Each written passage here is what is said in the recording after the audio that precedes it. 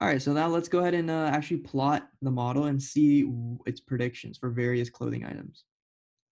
So what we'll do is we'll load into the next page.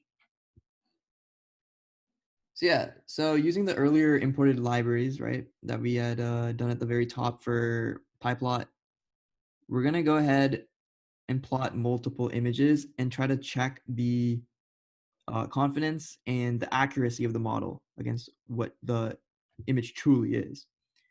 So let's go ahead and do that. Let's copy this in to the bottom. Let's create a new code snippet.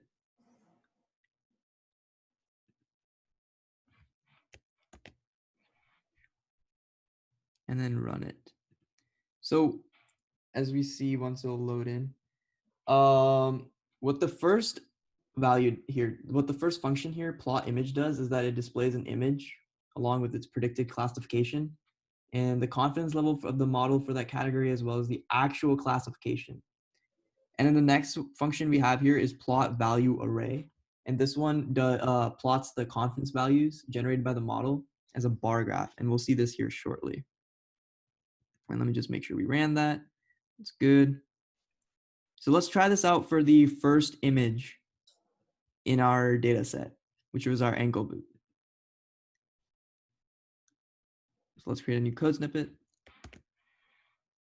and run it. So as we see, plot image has now taken care of the first image we see here, and plot value array has generated the second image that we see here. And we see that the model has correctly predicted that this image is an ankle boot. However, of course, like we said earlier, not all models are perfect. So we'll go over this next example, which is index 12. So if we run this into a new code snippet and we paste it here, we'll notice that the model thinks that it's 80% confident that's a bag.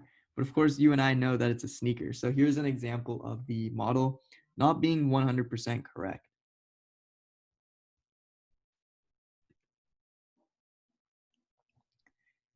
So let's actually scale this to more clothing items.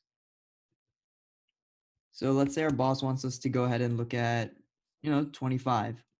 So let's see what our model predicts and how that sorts about roughly 25 clothing items.